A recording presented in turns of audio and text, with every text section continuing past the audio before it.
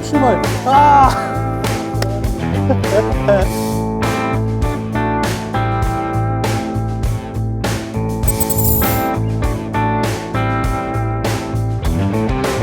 Co powiesz, Bolo? Jak będzie błyskać, nie? Nie wiem. Ty powiesz, że masz na imię Tomasz Sula, że ja powiem, że ja tak nie mam na imię. To chyba tak Dobra? trzeba zrobić, nie? Cześć, ja mam na imię Marcin Cichosz. Tomasz Sularz, witamy.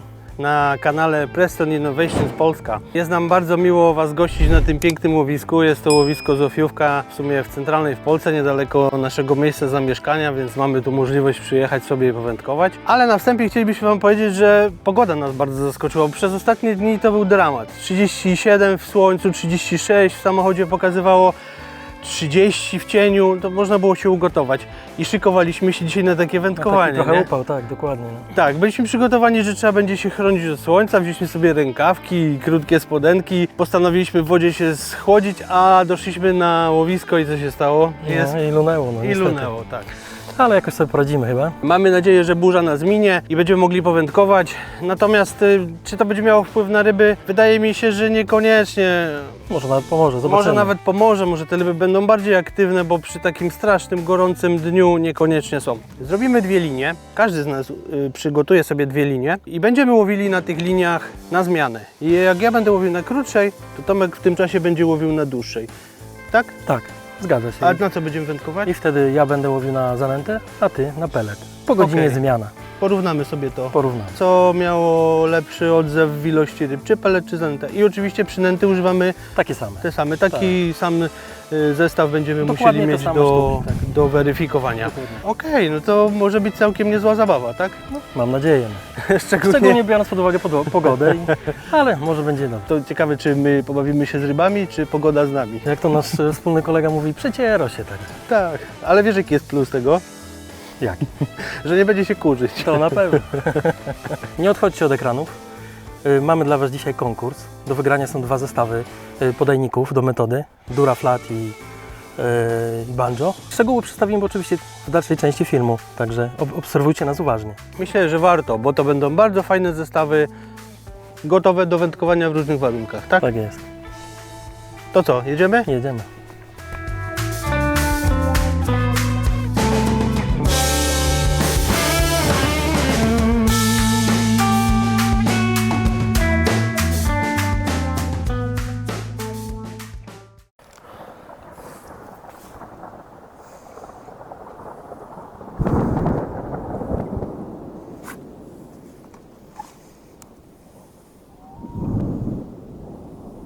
Co Marcin, wygląda na to, że chyba nie połowimy jak na razie. Nie wiem, przynajmniej na razie chyba nie powędkujemy, bo trochę ominęły nas te burze, pioruny są żniste, straszne, nie? Musieliśmy się chować i zrobiła się cisza, postanowiliśmy wejść na stanowiska do wody, próbowaliśmy zacząć wędkować, ale Znowu coś się zbliża, także chyba zaraz, nie zaraz, na pewno, nie chyba, tylko na pewno wycofujemy się z wody i nie wiem, czy to musimy się słyszycie. znowu schować. Nie wiem, czy to słyszycie, ale znowu grzmi i na pewno zaraz będzie się błyskało, także my zejdziemy na ląd, tam gdzie jest bezpiecznie, tam gdzie nie ma obok nas wędek, bo zaraz ma grzmieć i się błyskać i opowiemy, co przygotowaliśmy na dzisiaj, jaki Dokładnie tak. mieliśmy plan, żeby chociaż coś tutaj nawiązać do dzisiejszego dnia, a czy uda nam się powędkować, zobaczymy. No mam nadzieję, że to zniknie wszystko. Pamiętajcie, żadna ryba nie jest warta takiego ryzyka, więc jak w pobliżu jest burza, to zachowajmy się rozsądnie i nie zaczynajmy wędkować, raczej przejdźmy w bezpieczne miejsce. Tak, to jest chyba przekaz, tak mi się wydaje, co Tomek, najbardziej do tych młodych, niedoświadczonych wędkarzy, widzów, ale też do tych ryzykantów, których czasami chyba nie brakuje. Nie warto aż tak ryzykować. Wiem, że ciuchy nas ochronią przed deszczem, albo jest ciepło i nic nam się nie stanie, ale przed Ale z taką siłą nie wygramy. Tak jest, także nie ma co ryzykować. Poczekajmy.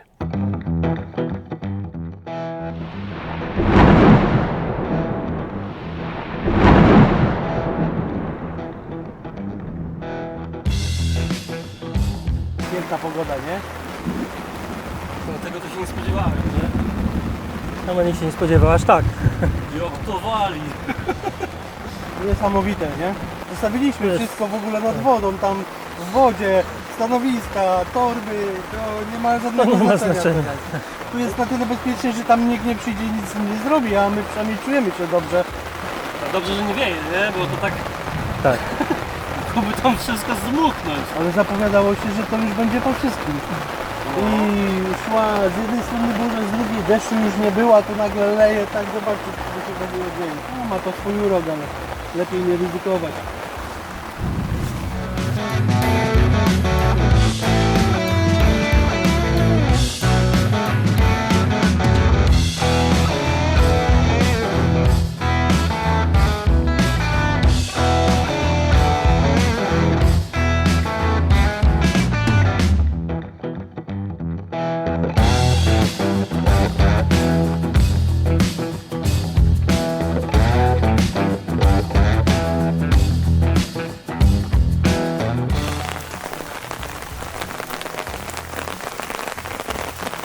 No dobra, to zaczynamy tą nierówną wakacyjną walkę w pięknej pogodzie, nie? Tak, no jak widzicie, warunki nie są przyjemne, ale spróbujemy powalczyć.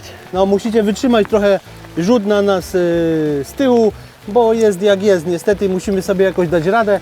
Zaczynamy rywalizację, zaczynamy zabawę. Ja idę na krótki dystans na pelet. Ja na długi na zanętę. Ile metrów masz? 45. 45 metrów, tak.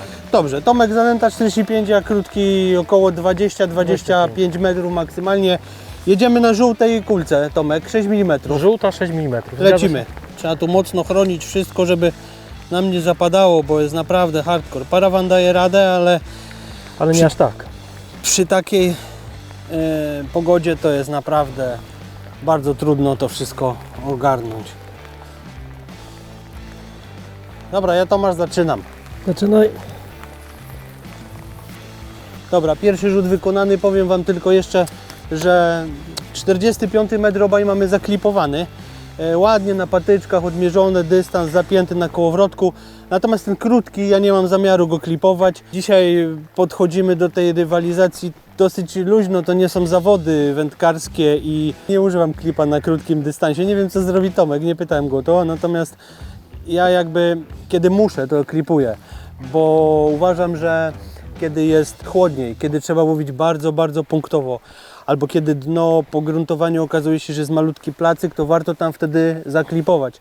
Natomiast jeżeli ja wiem, że to dno cały czas jest takie same, troszeczkę piasku, trochę nanosu takiego grząskiego, wykopanego przez karpie, to nic nie zmieni to moje gruntowanie, a jakby łowiąc bez klipa na te 20 kilka metrów, ja umiem trafić w to miejsce, prawda? Zgadza bez się, no klipa. tak. Na takim dystansie można tak właśnie robić, jak mówisz. Dokładnie. I nie muszę się spinać na małym obszarze, bo ryby latem żerują dosyć intensywnie i kiedy tylko przyjdą do tego pachnącego towaru, to one będą sobie go świetnie odnajdować, nie? Podczas naszego wędkowania możecie oczywiście jeszcze słyszeć jakieś grzmoty, ale jesteśmy już na tyle bezpieczni, ponieważ burza jest dosyć daleko, postanowiliśmy wrócić sobie zacząć wędkowanie. A więc możemy czuć się spokojnie, bo tak jak wcześniej powiedzieliśmy, nie wolno wchodzić do wody, nie wolno się jakby rzucać na to łowienie ryb, bo to nie jest tego warte, jeżeli jest to niebezpieczne. Natomiast ułatwia nam to radar i to, co widzimy na niebie. Tak. W tej chwili Nawet już jest już końcówka tej chmury tutaj nad nami, a więc jest dosyć bezpiecznie i Nawet zdejmę chyba kaptur, bo taki deszczyk już mi nie przeszkadza. Ale ta burza jest gdzieś bardzo, bardzo daleko, tam ją słychać, ale już nam nie zagraża w sumie, no nie? I padało, jak to się mówi na ziemi łódzkiej, galancie. na galancie. Galancie padało, no. A podobno po burzy lepiej biorą. Obyś miał rację. Widziałeś to? Widziałem. Ale mnie oszukał. Nawet rybę widziałem. Słuchaj, jest życie w tym zbiorniku. Jest i chyba widać, że są bliżej. Ja... albo to jest... strzelamy, albo to jest mniejszy karp, ale mi się wydaje, że często tak robią te amury, wiesz? Robią. Te małe, bo tu jest sporo takiego małego amura. I on potrafi tak po braniu nie wie, o co chodzi, a potem nagle gdzieś idzie w Twoją stronę, a potem ucieka. Chociaż Potrafi zaskoczyć. wolałbym karpia. Szczerze. Łatwiejszy w podebraniu. Ty to karpik będzie, Mały wiesz? karpik chyba, nie? Ale zwariowany. O, to lubię właśnie. Tutaj są ryby w ogóle bardzo silne, już zauważyłeś pewnie, nie? Zgadza się, fajnie walczą. Chociaż takie 1,5–2 kg potrafią zachowywać się czasami jak czwórka gdzieś. Nie no. Burzowy karpik tutaj. Damy mu jeszcze chwilkę, bo jest naprawdę narwany. Strasznie. Słuchaj, to był właśnie pelet, tak jak rozmawialiśmy, nie? Ja miałem w podajniku pelet i żółte 6 mm z Powerscopexa czy Banofi? Powerscopex, bo już mi się pomyliło. Dobra, jest coraz bliżej. O! I to jest ten moment, w którym zaczerpnął. Nawet Hak się ładnie bezzadziorowy działa jak trzeba, puścił dopiero po złowieniu ryby. Jest śliczny, w pięknej kondycji. Już, spokojnie. Taki golasek z delikatnymi łuskami, ale żywy jest niesamowicie.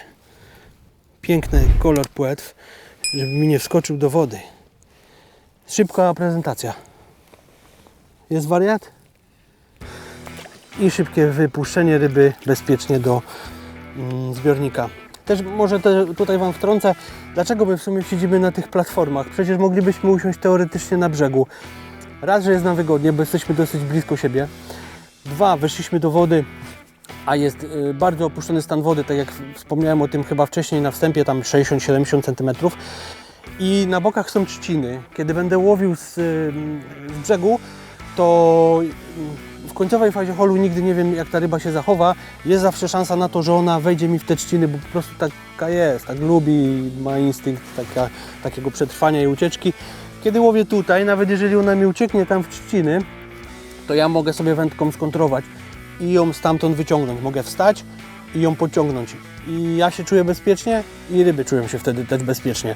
Jest to niewiarygodna wygoda. Poza tym nie trzymamy ryb w siatce do wypuszczania. Raz, dwa, 5 ryba z powrotem w zbiorniku. A co masz? Karpia na pewno. Prawdopodobnie, no nie wiem jeszcze. Na razie to w ogóle nie ma zamiaru tutaj do nas się zbliżać. Chciałem klipa zdjąć. Dobrze, próbujemy ją podciągnąć. Spróbujemy ją wyholować. No nie jest zbyt łaskawa, ale... O, moja idzie do brzegu. Zobaczcie, jak fajnie pracuje wędka bardzo nisko. Nic nie stoi na przeszkodzie, żebyście szczytówkę wkładali sobie nawet do wody i spokojnie doholowywali tą rybę. Dzięki temu ona jest tak blisko, nawet nie jestem pewien, czy ona się zorientowała, co się z nią dzieje w tym momencie. I przełożenie na prawą stronę, jeśli musimy zmienić kierunek holu, musi być bardzo delikatne, żeby ten haczyk czasem tam nie wyskoczył. I już znowu daleko. Nie oszukałeś mnie jeszcze. Słuchaj, tutaj ja kiedyś, rok temu czy ileś łowiłem. A możemy się spiąć, uważaj. Nie, ja jadę nisko, to spróbuj teraz wyżej kij podnieść po prostu. Musimy sobie dać tu radę. Słuchaj, jakieś tu wędkowałem z rok temu, wiesz, to miałem taką partię karpi, które pozwalały się holować 5 metrów, a potem same płynęły do brzegu. No tutaj taki dokładnie zachował się, był dosyć daleko, a ściągałem już praktycznie jakbym miał sam ciężarek, ale No i z delikatnym oporem. No cóż, ta była sprytniejsza ode mnie. I może ta burza je tak zdenerwowała. Albo dotleniła. Dotleniła, deszcz je dotlenił, słuchaj. No ten jest ładny, Tomek. Ten trochę ładniejszy. Trochę ładniejszy, dużo ładniejszy. Pierwsza ryba moja, troszkę większa od Marcina. Oby następna przyszła Same, równie. żeby wszystkie były tak troszkę większe, słuchaj. Tak. No więc płyń po następna. Klasa. Jeszcze Wam tylko nadmienię, że ze względu na to, co tu się dzieje na niebie, na grzmoty, deszcz, burzę, która aktualnie poszła, musimy trochę zmodyfikować zasady naszego wędkowania. Myślę, że ile nam zostało czasu, Tomek? Z 2-3 godziny maksymalnie. Maksymalnie pewnie. Będziemy się chcieli zamknąć w dwóch. Zobaczymy, co uda nam się zrobić przez ten okres czasu. No i też musimy jakby te skrócić linie, okresy zamiany, tak. tak, rotować tymi liniami szybciej, no nie? A więc pewnie co jakieś pół godziny będziemy się zmieniać zanęta, pelet na zmianę i linię, tak? Zobaczymy, co będzie się Zobaczymy, działo. co będzie się działo dokładnie. Ale tak wstępnie możemy założyć, bo później wieczorem może znowu mocno grzmieć i chcemy stąd uciec, zanim będzie znowu niebezpiecznie. Dokładnie Także tak. myślę, że do 2 3 godzin mamy czasu, co? No. Oby tak było.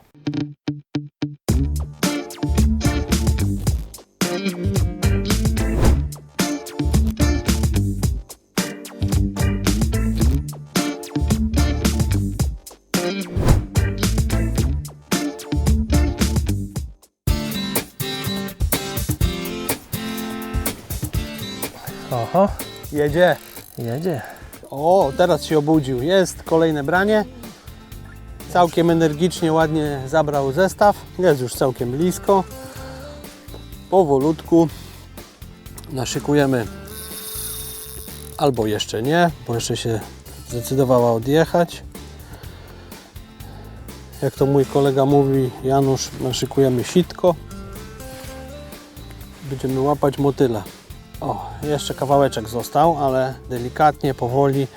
No są, tak jak powiedziałem, tutaj mega jakieś aktywne, żywe. Ten zbiornik na nie pozytywnie działa.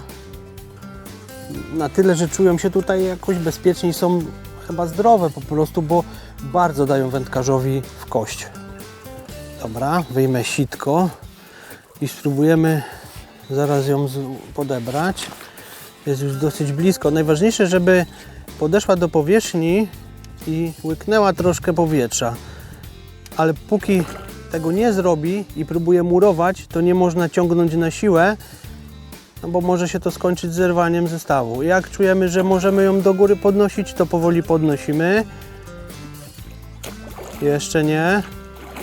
Jeszcze nie. No, malutki, jeszcze chwila. Dobra. Siedzi. Ptaszek. Trzeba złapać ten moment, w którym ryba jest jakby już gotowa do podebrania, a jednocześnie nie próbuje zwiewać w dół. I wtedy możemy bezpiecznie, przynajmniej próbować, bezpiecznie ją podebrać. Wypiąłem rybkę, te haki KKMB, bo w sumie Wam chyba nie powiedziałem. Nie, Tomek wspominał. Wspominałeś? Chyba wspominałeś. Że łowimy na KKMB. Zaraz Wam powiem dlaczego w sumie. Taki partyzant. Jedzie do wody. Muszę się nałowić, bo ja czuję się niedosyt jakiś taki.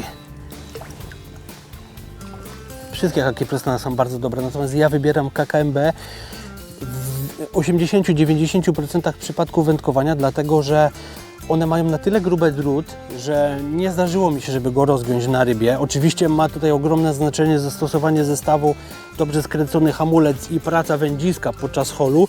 Działa po prostu fizyka. Jeżeli będziemy mieli sztywny kij, za sztywny kij, to każdy hak rozegniemy, a szczególnie z dużych odległości, ponieważ tam już działa dźwignia na wędzisku, a ono jeszcze jest twardsze. I hak KKMB oprócz tego jest bardzo ostry i czy to są ryby łowione w zbiorniku, w którym są rzadko łowione, czy są ryby łowione na zbiornikach, na których odbywają się zawody i często się je łowi, nieważne. Ten hak wbija się jak brzytwa i trzyma bardzo mocno w każdą część pyska ryby. Ja nigdy się na nich nie zawiodłem, oczywiście spinki się zdarzają każdemu. To nie ma tak, że nie zepniemy ryby, natomiast jakby KKMB wykluczają ilość tych spinek u mnie, ja im wierzę, ja je używam. Tak jest. Piękna rybka. Pełnołuski ładne, no co. I mamy. Nie wiem, czy słyszycie to, co się dzieje w powietrzu, ale znowu idzie burza. Po prostu to jest jakiś dzień dziwnych zdarzeń. Nie chcemy się tu poskładać na tych stanowiskach, jeśli by nas coś trafiło, więc za chwilę zbieramy sprzęt i lecimy schować się do samochodu. Przeczekamy to i dopiero wrócimy. A więc Marcin 2-2 i po burzy zmieniamy linię i zmieniamy towar. A więc Czy ja będę łowił na zanętę? teraz Ty będziesz łowił na zanętę i dalej, a ja krócej. Szkoda, bo ja lubię krócej. Przyjdzie czas i znowu się zamienimy.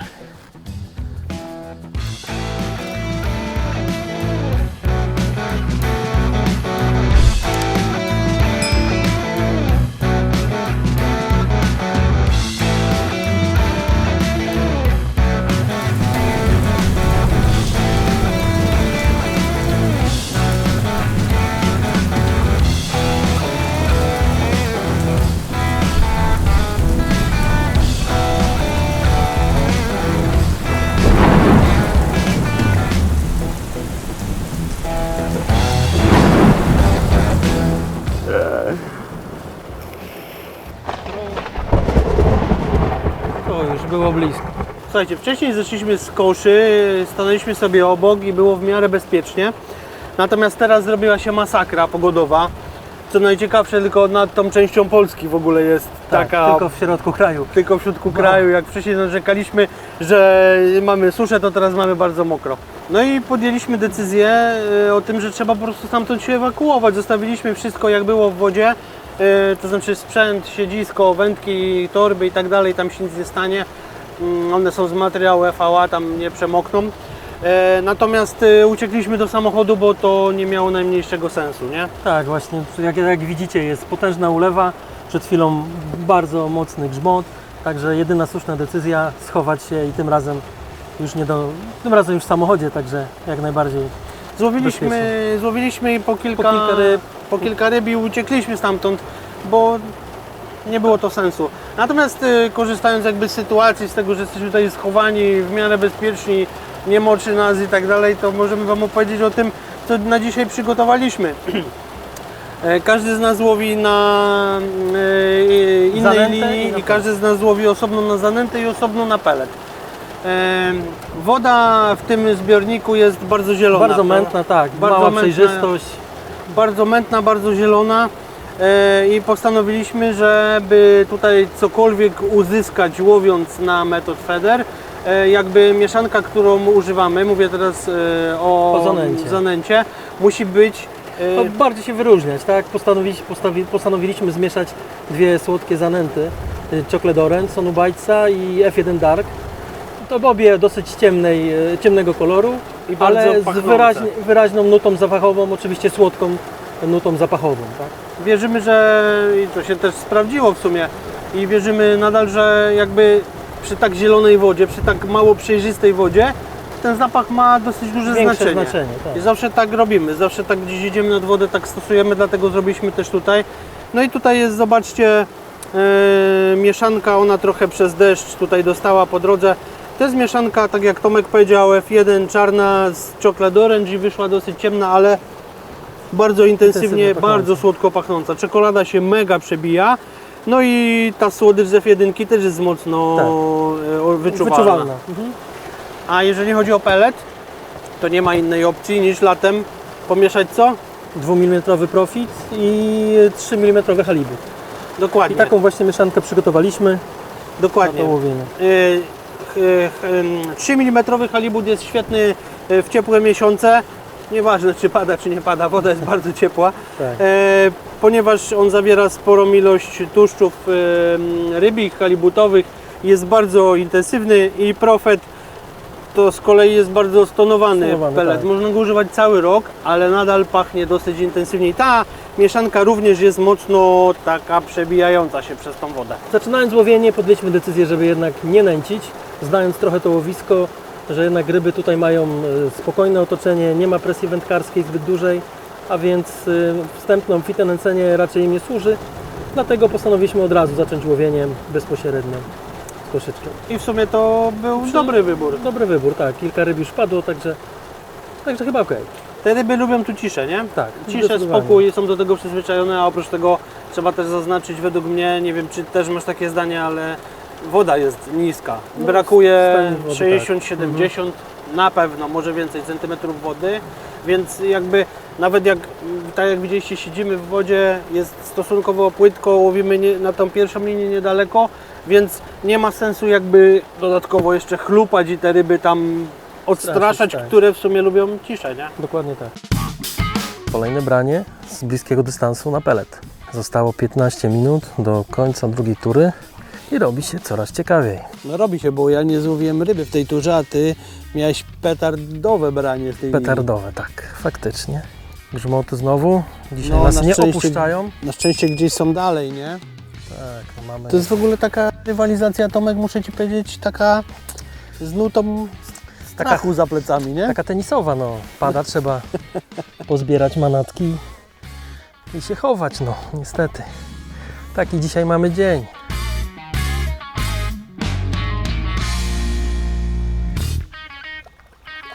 Ale ładnie. Kolejna rybka. To jest moja ryba konkursowa. Idzie kolejna burza, więc musimy się być może niedługo ewakuować. Także proszę, to jest ryba konkursowa, jaką ona ma wagę. Idziemy na matę ważyć.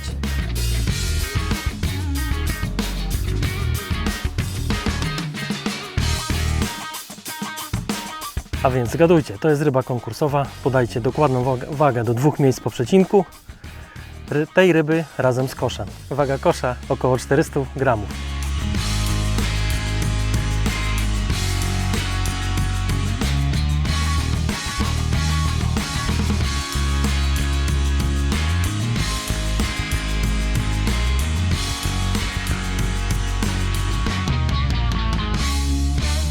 Ten challenge jest goniony, jak to powiedział mój kolega przed chwilą.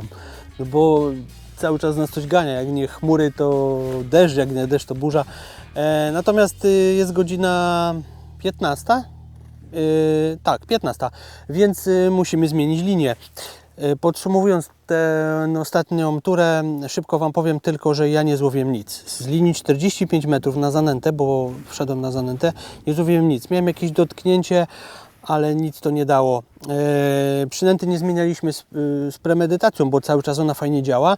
Natomiast Tomek, wchodząc na linię krótką i na pelet, złowił rybę.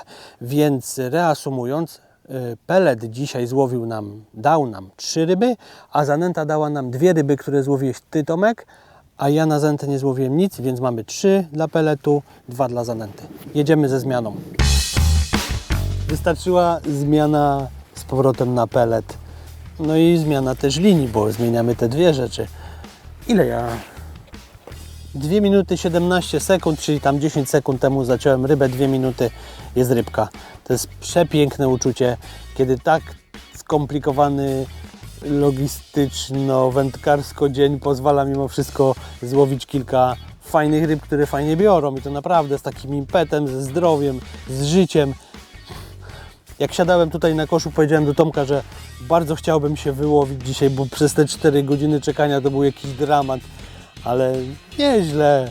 Ja zawsze powtarzam, że najfajniejsze są te ryby takie najbardziej wypracowane. Dzisiaj jakby nie trzeba było nad ich wędkowaniem jakoś super pracować, natomiast trzeba było się napracować nad samym sobą, żeby je wyczekać. Więc to jest tak jak wyczekana ryba, dosłownie nawet. Z racji tego, że nie wiemy jaka będzie pogoda i naprawdę ryzyko jest dosyć duże, to ja nie wiem co tam jeszcze pływa, bo zielona jest woda, to będzie ryba konkursowa. Ogłaszam wszem i wobec, to jest konkursowa ryba, tylko muszę ją podebrać. Jaka by była mała, czy pół kilo, czy 6 kilo, obojętnie. Duża nie jest, ale na pewno jest karpiem, na pewno jest podbieraku. Jeszcze Wam ją szybko pokażę tylko. Nie ma tragedii. O, stary, już dzisiaj dosyć jestem mokry.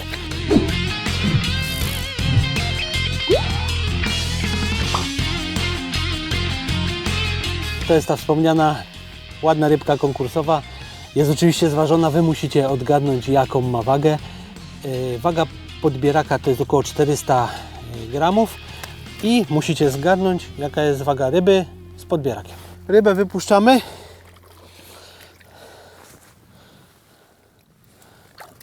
No, uciekaj mały. Popłynął. Bezpiecznie. O, proszę. To masz Ja mam łowi. kolejną rybę z dystansu na zanętę. Marcin przed chwilą wyjął kolejną rybę na pelet, a więc jest 4-2, ale w tej chwili holuje 3. rybę na zanętę. Więc jak dobije do brzegu, wynik będzie 4-3. Ole zawirowania. Zawirowania są, tak, nie oddaje. Tanio skóry nie sprzeda raczej. No ale nie będziemy też szaleć, żeby go nie stracić.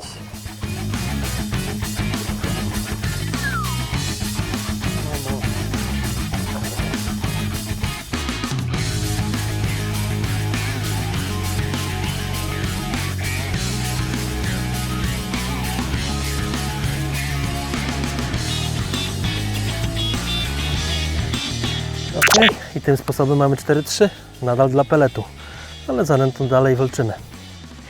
I rybka wraca do wody.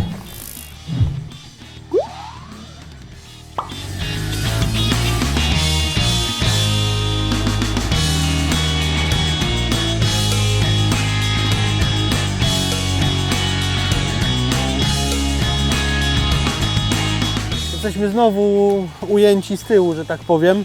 Natomiast jest to spowodowane tym, że bardzo dawno nie padało, prawda? Tak. I musimy w ten sposób to załatwić. Kontynuować zmagania. Natomiast mam kolejną rybę, słuchajcie, to jest jakiś grzdylek mały. Jak na dzisiaj to bardzo mały.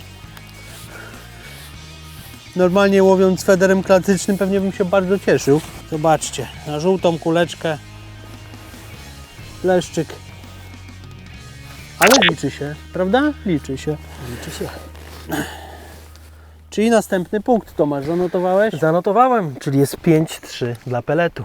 Może Wam napomknę tylko, że leszcze zauważyłem, że na łowiskach, na których używa się sporo zanęt na mączkach rybnych lub peletów, w których oczywiście też są mączki, po jakimś czasie wiedzą doskonale, że jest to wartościowy pokarm dla nich i nie mają problemu z pobieraniem takiej zanęty czy takiego peletu.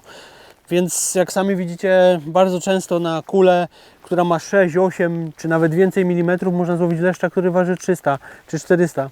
Także to był najlepszy przykład. Nie wziął na zanętę, chociaż łowimy, a wziął na pelet, tak? Tak się zdarza. Głodny był. No i jest zacięta. Tomasz, znowu pelet. Uwielbiam to wędkowanie na krótkim dystansie, muszę Ci powiedzieć szczerze. To nie jest duża ryba, bo... Pewnie znowu leszcz. Nie. Myślę, że leszcz by nie stawiał takiego oporu. Tu Jednak... No nie widzę, żebyś się męczył, no ale walcz. Nie męczę się, natomiast jakby tu nie ma takiego oporu, jaki jest, znaczy braku oporu, jaki jest przy leszczach. Tutaj to ja podejrzewam coś silniejszego, ale małego jakby pod względem kilogramów wagi. A, ja wiem co to jest, widziałeś? Widziałem. No to powiedz wszystkim. To jest amur, pan amur. To jest pan amur. Pan amur. Pan amur przychodzi bardzo łatwo, a potem jak wpada do podbieraka, to robi świecę. I jakby akrobatyczne zdolności pokazuje. Spróbujemy, może nie wyskoczy. Zrobię to tak z premedytacją, muszę Ci powiedzieć. Jak wyskoczy, to wyskoczy. Może chcesz większy podbierak? Nie, właśnie nie chcę. To może być całkiem ciekawe doświadczenie. A, nie skacz, nie skacz. Jaki ładny. Co? Jaki ładny. I No się ładny, wypiął. ładny, ale patrz jaki grzeczny. Piękna, srebrna, mega zdrowa torpeda. No, dasz się podnieść? Grzeczny bądź. Dobra, jedziesz do wody. Dziękuję, kumplu.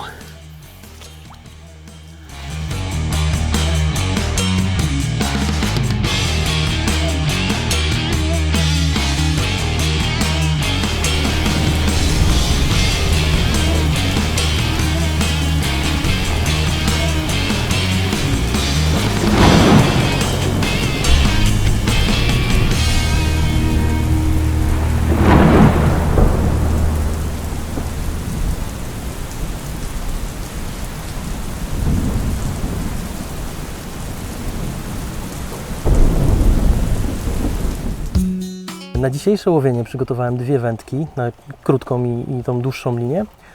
Na krótką linię to jest 10-stopowy Monster X, żyłka główna 23, 0,23 i strzałówka do tego 0,26 standardowo. Dłuższa wędka to Supera 3,50 i tak samo żyłka główna 0,23 i strzałówka 0,26. Na krótszej wędce założony mam kołowrotek Magnituda 420 rozmiar. Na dłuższej wędce Centris 520. Mój sprzęt, który przygotowałem, jest bardzo podobny, bo ja też mam dwa wędziska na dwie linie. Na krótszą używam 3-metrowego kija Supery, na dłuższą, tak jak Tomek, kija 3,5 metra, też Supery. Z tym, że ja mam dwa Centrisy, obie są w wersji 520. Lubię tak używać takich rozmiarów kołowrotków. Żyłki mam identyczne, bo my łowimy Bardzo podobnie. bardzo podobnie. Tych przynęt nie mamy jakoś tak super turbo dużo, natomiast mamy jakby taki zestaw, który jest najbardziej potrzebny. Są to, mówię o kolorach i rozmiarach, są to 6 mm, 8 mm Power Scopex.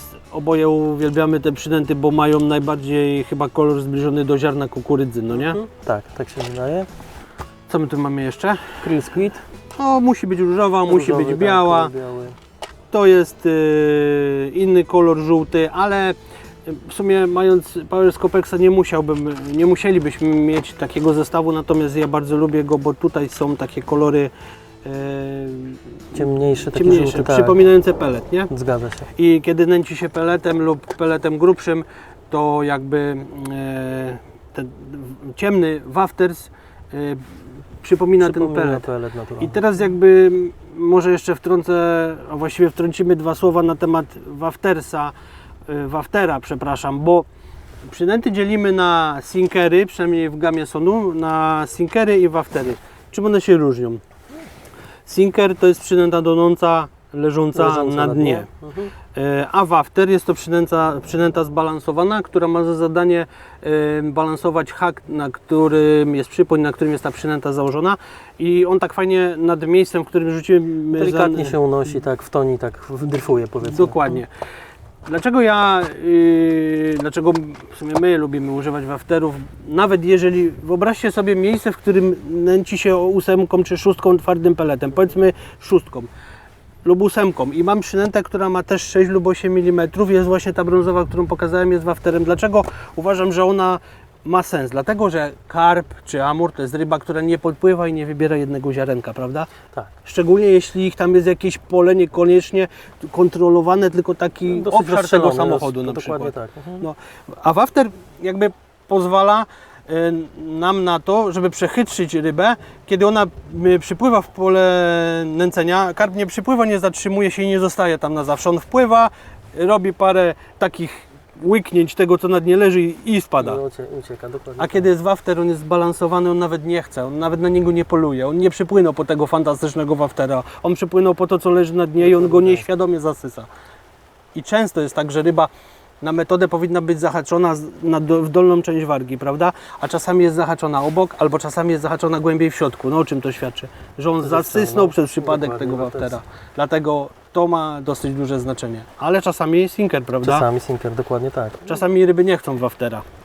Czasami musi to leżeć twardo na dnie jak ziarno kukurydzy, bo tak są nauczone.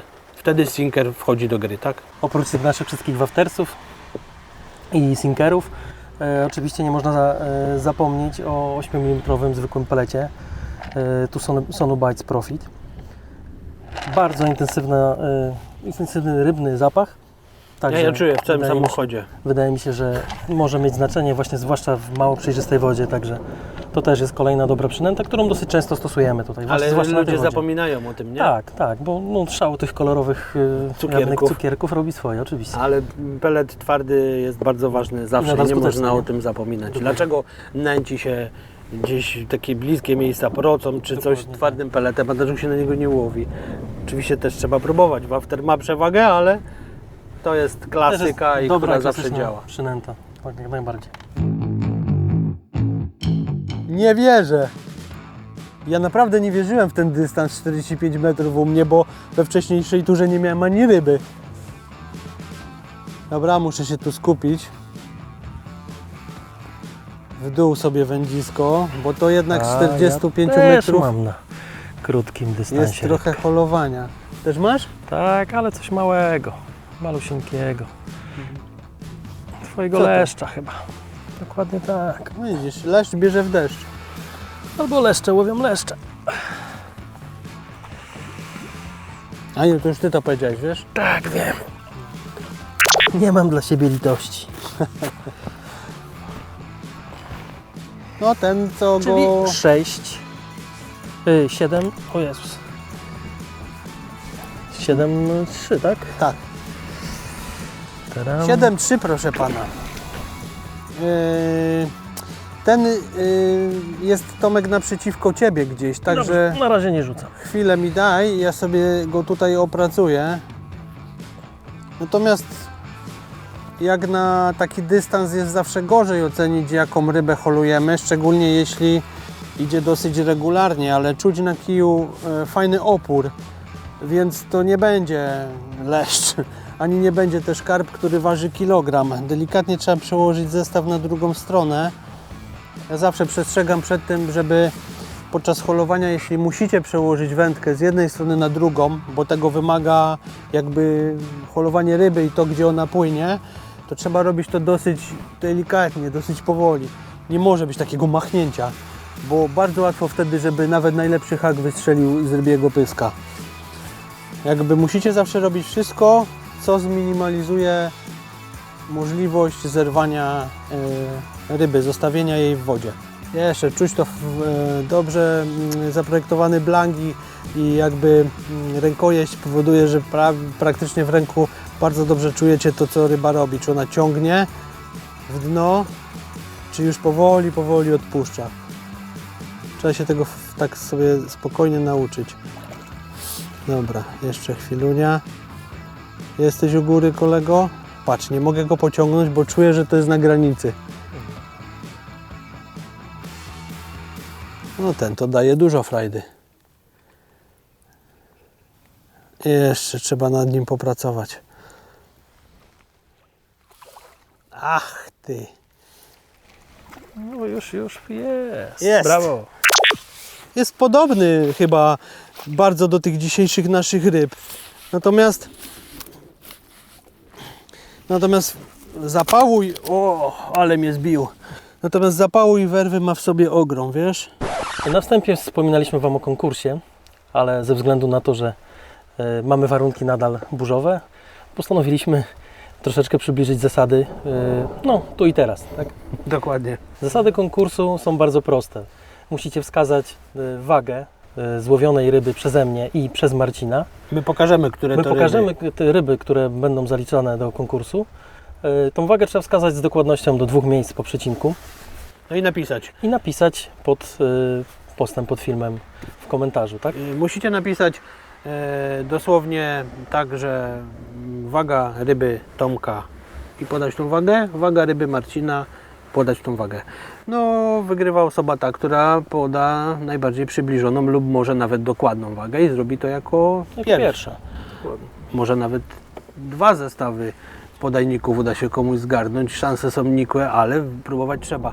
No i tak jak wspomnieliśmy na początku, jedna ryba to jeden zestaw podajników, tak? Czyli poprawna waga danej ryby, no to jest jeden zestaw podajników. Pamiętajcie, że żeby wziąć udział w tym konkursie, trzeba zostawić łapkę pod filmikiem, zostawić oczywiście komentarz i być subskrybentem naszego kanału.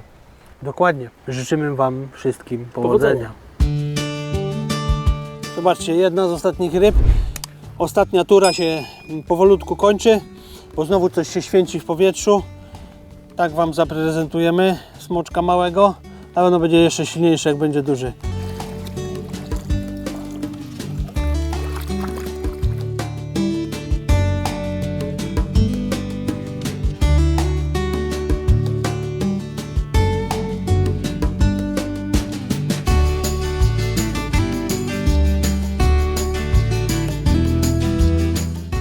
A, ja wiem, co to jest, Tomek. A, to okej, to było złudzenie, że to nie jest nic dużego. O, pięknego amura, Tomek. O, ale masz petardę. Ale ja Wam powiem więcej. To, co słyszeliście, to właśnie kończy nasz challenge. Taka pogoda już jest niedopuszczalna do siedzenia nad wodą. Za blisko grzmi.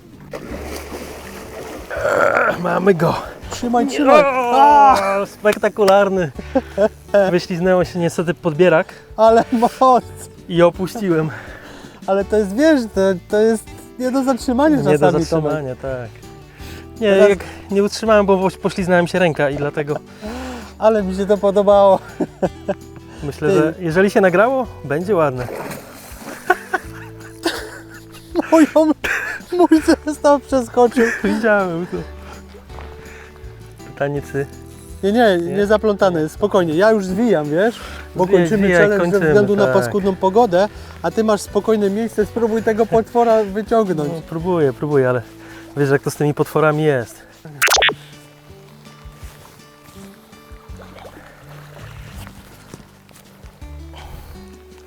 Nie mógł tak od razu? Okej, a więc tą piękną rybą kończymy turę. Wynik jest 8-4 dla oczywiście peletu. Dziękujemy Wam za to, że byliście dzisiejszy pokręcony dzień z nami. Możemy sobie tylko wyobrazić, jakby wyglądał ten dzień, gdyby nie było deszczu, nie było burzy, tyle przerw, po prostu, tak. nie było tych przerw. Deszcz to by nam nie przeszkadzał, ale burza, pioruny, tak, ten hałas cały, ta cała otoczka, która była nad nami, to był istny Armagedon, dramat. Chciałbym przyjechać kiedyś z Tomkiem nad wodę i połowić pełne 6 czy 7 godzin. Tak. Jeżeli chcecie powtórkę z takiej konfrontacji, czyli pelet kontra zanęta, Mam nadzieję, że jakiejś w normalnej normalnych jaurze. oczywiście warunkach, to dajcie znać pod spodem w komentarzach. Postaramy się to dla Was zorganizować. A tymczasem Borem Lasem, ile było? Jeszcze raz? 8-4 dla 8-4 peletu. dla peletu. Dziękujemy Wam serdecznie. Pamiętajcie o zasubskrybowaniu, koniecznie zasubskrybowaniu kanału Preston Innovations Polska, zostawieniu lajeczka pod tym filmem i komentarzach na temat wag ryb konkursowych. My tego potwora wypuszczamy i się składamy.